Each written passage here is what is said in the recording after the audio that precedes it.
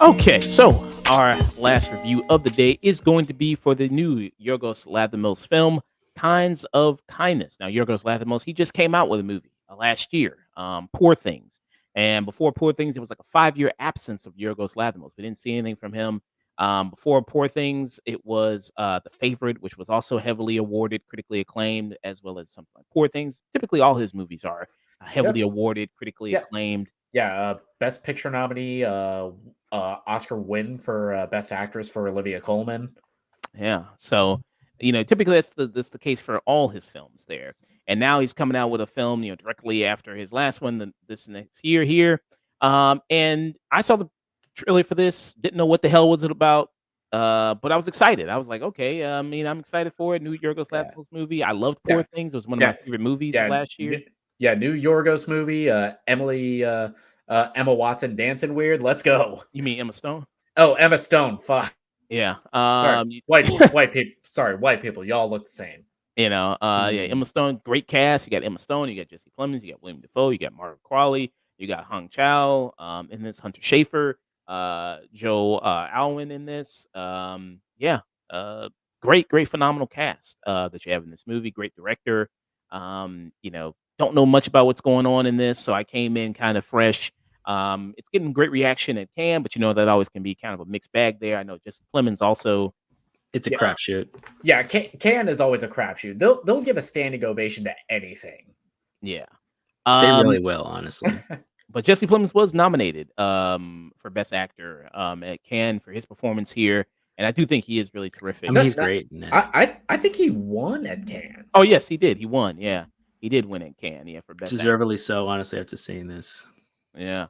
So what is this movie about? So, this is an anthology film. There's three separate stories here, all with containing RMF as kind of the kind of part of the title there. But it's an anthology film. Three separate stories. One story focuses on where you have William Defoe, who's a domineering boss over Jesse Plemons. Jesse Plemons is married to Hung Chow. So all these actors will appear in these stories in different roles, different characters. They'll be in different dynamics, different relationships. So that's the first one. That's the death of RMF. You also have RMF is flying. That's the episode where Jesse Plemons and that's the segment where Jesse Plemons and Emma Stone, they're married, they're a couple. Emma Stone goes away for a period of time and then she comes back. And then this kind of creates a kind of weird dynamic when she kind of comes back. Then there's also the third one, which is RMF eats a sandwich. That one details where Jesse Plemons and Emma Stone are a part of this cult. They're looking for a messiah type figure, and they kind of travel looking for this figure. You have William Defoe and Hung Chow, who are the leaders of that cult. That's kind of I'll be kind of vague with that as far as the stories goes because it's kind of interesting to see where they develop and where they go. From people who I've heard talk about this movie, seeing it myself, typically people will agree, or the general consensus seems to be like the first segment is the strongest one in this film. But I'm going to pass it around and get Dusk's thoughts on this. Dusk, what are your thoughts on Kinds of Kindness? I'll start with the positives. The positive is I think everyone's acting is very strong. They play very different characters. Jesse Plemons, in particular, is very strong in the many different roles. I think his strongest portrayal is the character Robert in the very first segment. And unfortunately, as the kind of stories go down, he kind of has less things to do. Well, Emma Stone's character is the inverse, where she gets more things to do as the different anthology stories go. So it's a nice kind of balance. I think both of them portray different characters and portray them well. But I would agree. I think the strongest story, the most, and I put this in the loosest terms in quotes, the most sensical story, the most solid story in the beginning, because it's a Yorgos Lanthimos story, which means it's anything but Yorgos Lanthimos. It's anything but straightforward. This movie is very much his kind of movie. If you've seen anything of his work, from The Lobster to especially Poor Things, very close in thought process to Poor Things and its tone in some ways. with bleeding into other works he's done as well. Uh, it'll either be your cup of tea or it won't. If you didn't like Poor Things, if you thought The Lobster was so boring you wanted to blow your brains out, if you wanted to do or any of those movies you just don't like it, you are not going to like this movie. I'm just going to be perfectly honest. This is very art house, very art like modern art house style. That being said, I still enjoyed a lot of aspects of it. The first story, as dark as it is, kind of cold as it is, I did find it interesting. It's when it starts talking about different anthologies further along, it started to lose me, and the acting kind of got a little looser as the story went on, and ultimately, the anthology and the theming behind all of it kind of just shrugged. It just went, I don't know, but it was Mm. fun, right? Um, yeah. I mean, I would say. Oh, you good? Oh, well, that's all you can ask for any movie. It was like, Mhm. was it fun? I guess. I mean, it depends on your definition of fun. Yeah. Um, yeah. I mean, I will say, yeah, I think the first segment is the strongest one. I think the other kind of two segments, I think, are a little bit weaker. The thing about an anthology is like, you know, because it's an anthology, there are going to be sometimes it's like even when you watch anything in Black Mirror or Twilight Zone or Sure. anything like that as a season, if you're going to judge, even if you have really great 8, 9, 10 out of 10 episodes, there's going to be the episodes that sometimes that are like the 5, 4 out of 10s that kind of drags it down as a collective because you got to review it together because they're a Mhm. part of it. And in some ways, you kind of can see that in this movie with some of the kind of the parts of the anthology, even though because they're not as strong as some other parts, it does kind of drag it down. Not to say that the other segments don't have other great qualities. I think the second segment, RMF is flying. I think that's the funniest one for me. And Yorgos Lanthimos, his kind of deadpan comedic kind of style. I think that one's the funniest. Mhm. I thought.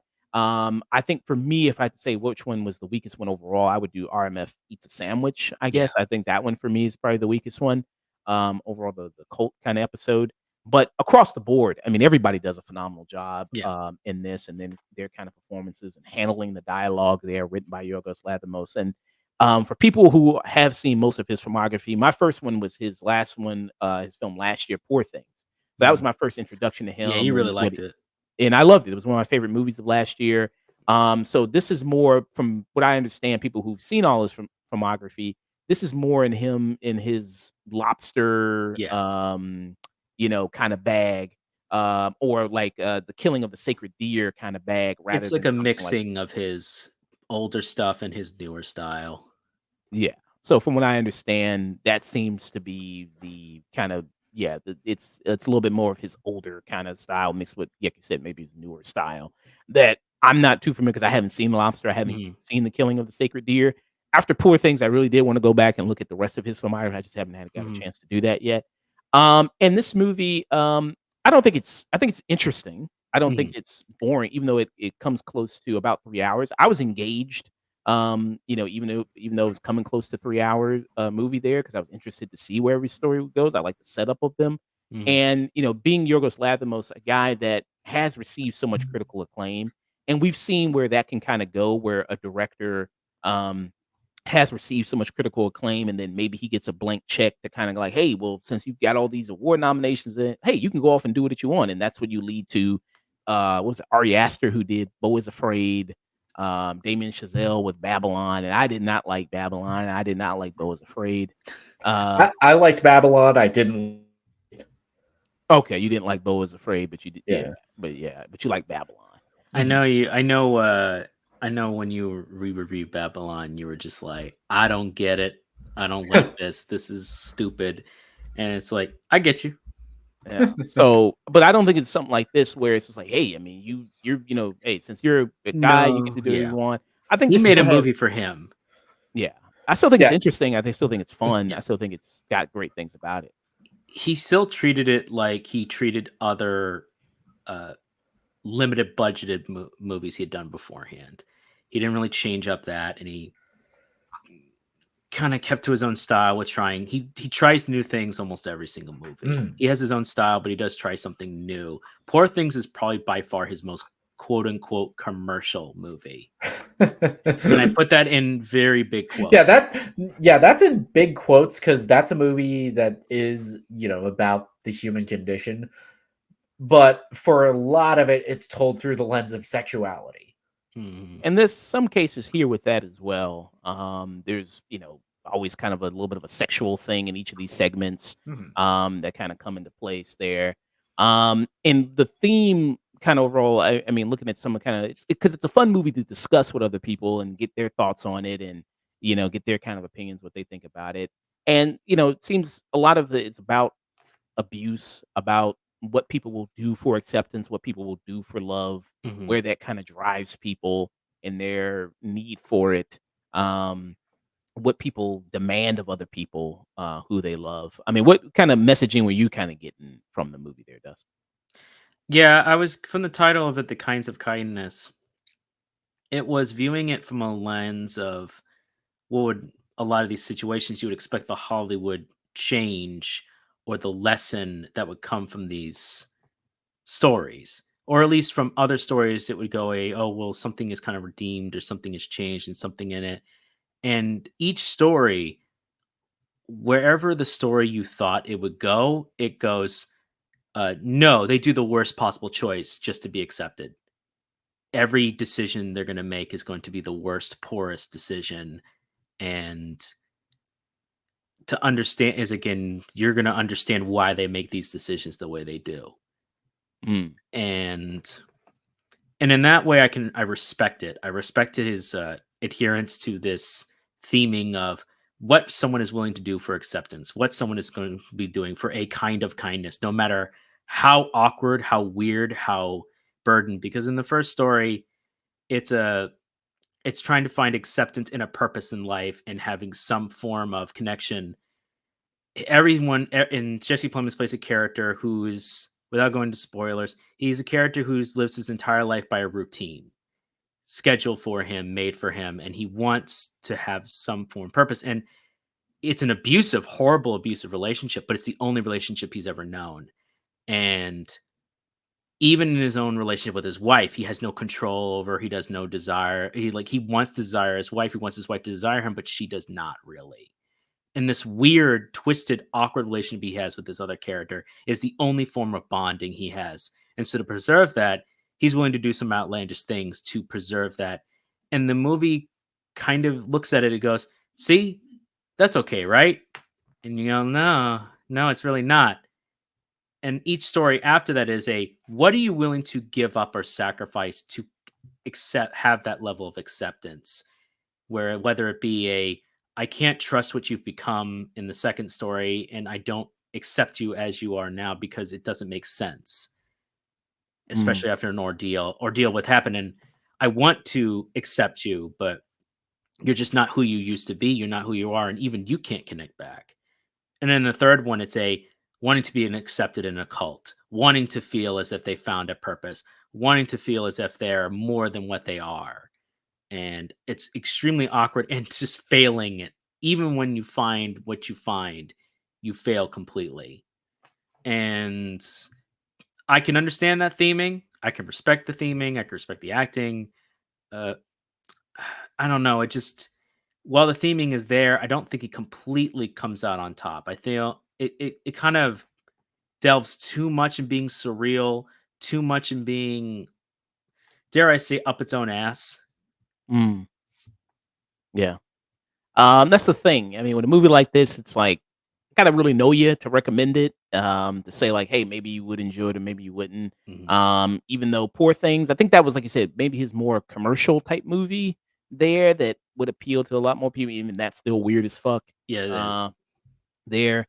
But if you like that kind of deadpan style of humor, if that's kind of your thing, then I think you will enjoy a lot of this because like I said, especially the second segment, I think, and even a lot of segments in it, but especially the second one there, a lot of stuff they do there. But yeah, I think, and just to see also great performances here. I mean, you know what I mean? Like all these, like I said, the list of actors here.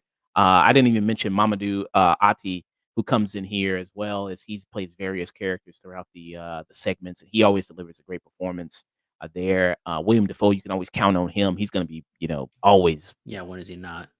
special in his thing there. So just for the great performances in this, and like we said, Jesse Plemons did win at Cannes for Best Actor for this. I can see him being nominated for an Oscar for this. I think he is really great in this. I could see also Emma Stone possibly being nominated for this. You know what I mean? I can definitely see that as well. This So movie felt a lot like a go nuts. Give me yeah, the wildest performance you possibly can while still within a level of a character. Don't hold back. He mm, very much is a director who is very much a don't hold back. yeah, And you're either on board with that or because like, it, Eros almost feels like he is making a play. Almost all of his movies feel like he's in a play and he just happens to have a camera and you're on a stage play and you're an audience member watching on stage and watching a stage play, and stage plays can go on for a while and it can go in directions that you may or may not like, and they're like, no, they're acting and experimental acting and whatever range, and sometimes it's good and sometimes it doesn't work, but it's a, hey, we shot it already, we'll put it in, I'm mm, not afraid. And the art of acting, I respect far more of that, but whether it actually works as a context of a movie, that doesn't always work. mm, yeah. So yeah, I can see that. I mean, I don't think all of it kind of is a really great package. Um, Yeah. I don't think it's as good as his last movie. I still think Poor Things is probably for me is better there. So just comparing it Mhm. just directly to his very last movie, I think Poor Things is better. But it's still interesting to watch. It's interesting to see. Just as a movie, just where it goes and the performances of it.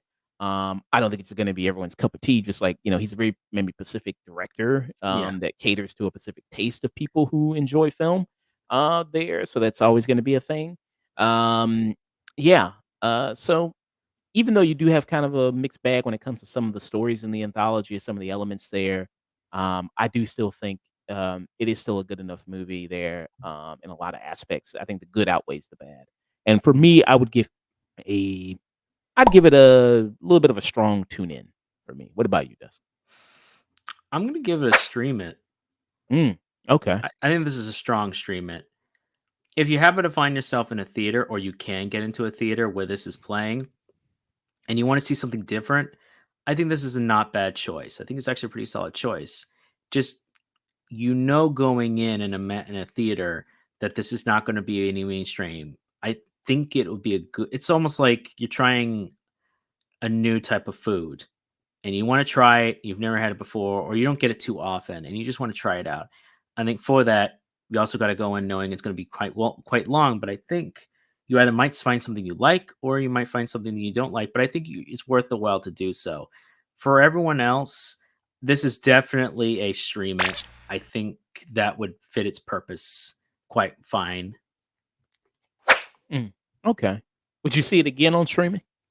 I see parts of it. Mm, okay. Just fast forward through the segment, Yeah, yeah. yeah, fast forward the parts actually I liked more or I thought were good, and skip the other parts I didn't care for. Mm, okay. Yeah. So Dust gave it a stream it, and I gave it a strong tune in. 4 kinds of kindness there. Yeah. Yeah. All right.